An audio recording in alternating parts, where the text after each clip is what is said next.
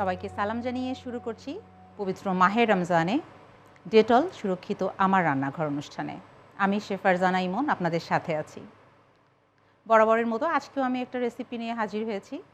খুবই অল্প সময়ে মজাদার এবং চাঙ্কি টাইপের একটা ফ্লেভার নিয়ে। আমার আজকের রেসিপির নাম হচ্ছে আলু মটরের চাট।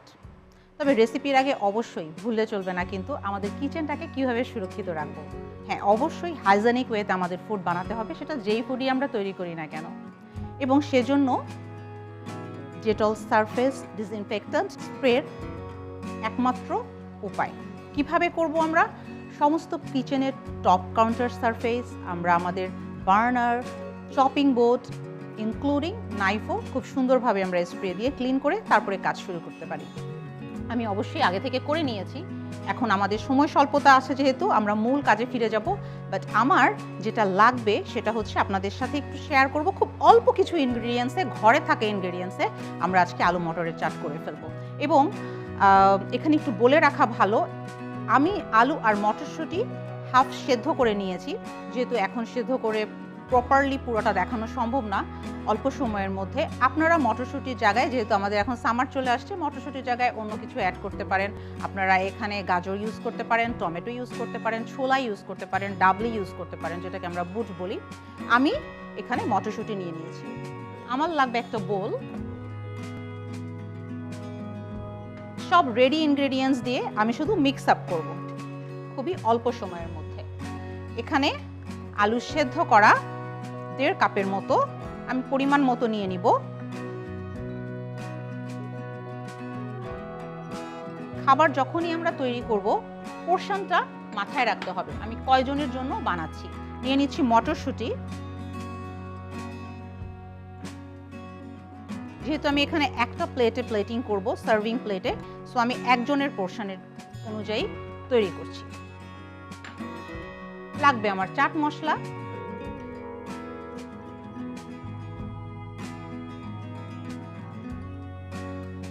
দিব ব্রাউন সুগার। যেহেতু আমরা সবাই এখন হেলথ কনসিয়াস, আমি এখানে সাদা চিনিটা অ্যাভয়েড করছি।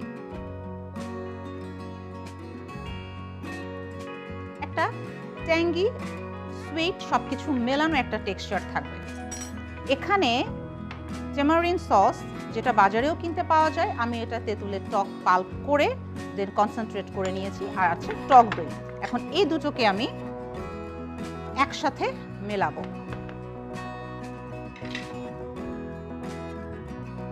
টক দইটা আমি মেপেই নিয়েছি, পুরোটাই আমি ইউজ করতে যাচ্ছি, বাট টেমারিন এখানে পরিমাণ মতো নিয়ে নিয়েছি।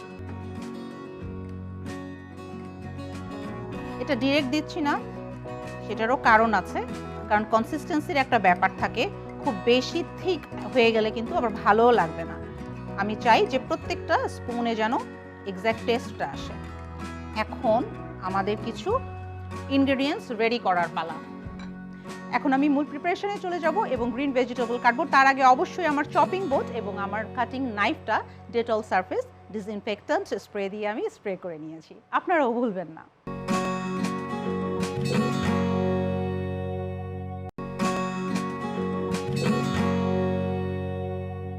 এখন চলে যাচ্ছি আমি কোরিয়েন্ডারে।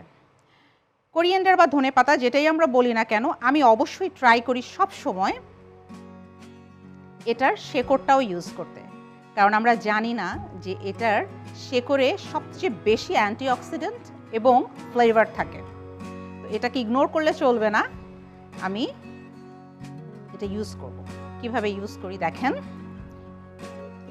এবং যখনই গ্রিন লিফি ভেজিটেবলস আমরা কাটবো, একবারে কাটার চেষ্টা করব, খুবই সূক্ষ্মভাবে ধরে একবারে।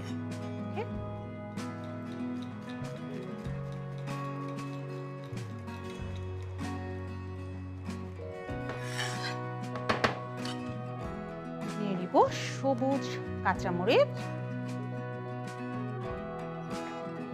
একটু ডায়াগোনালি কাটবো।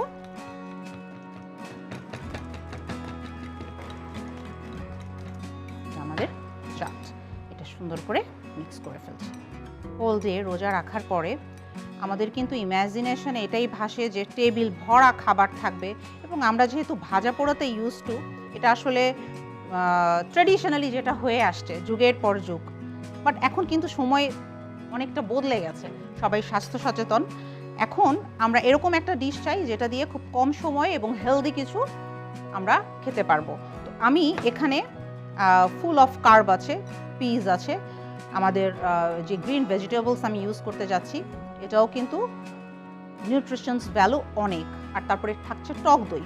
সো এখন আমি যেটা করব, প্লেটিংয়ে চলে যাব।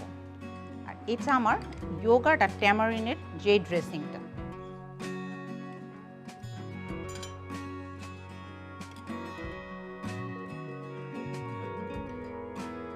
প্লেটিংয়ের ব্যাপারে যেটা খেয়াল রাখতে হবে, উপচে যেন না পড়ে কোনো খাবার। আমার ইয়োগার্ট ড্রেসিং দিয়ে দিব।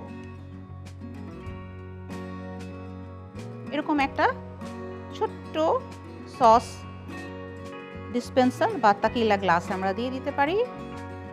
উপরে দিয়ে দিলাম একটু কোরিয়ান্ডার, এটা মিডলে থাকলো, জাস্ট অপশনাল, কারো ইচ্ছা হলে ইউজ করবেন, না হলে করবেন না। একটু পাপরিকা উপরে ছড়িয়ে দিব।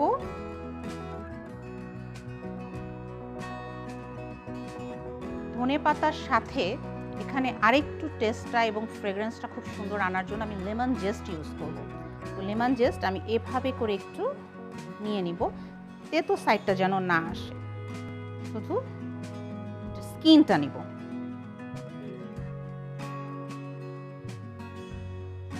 এবং প্রতিবারই আমাদের খেয়াল রাখতে হবে, একটা কাজ থেকে যখন আরেকটা কাজে আমরা শিফট করব, আমরা যেন আমাদের হাত, আমাদের কিচেন ইউটেন্সিলস অবশ্যই ডেটল সারফেস ডিসইনফেক্ট্যান্ট স্প্রে দিয়ে আমরা পরিষ্কার করে নিই।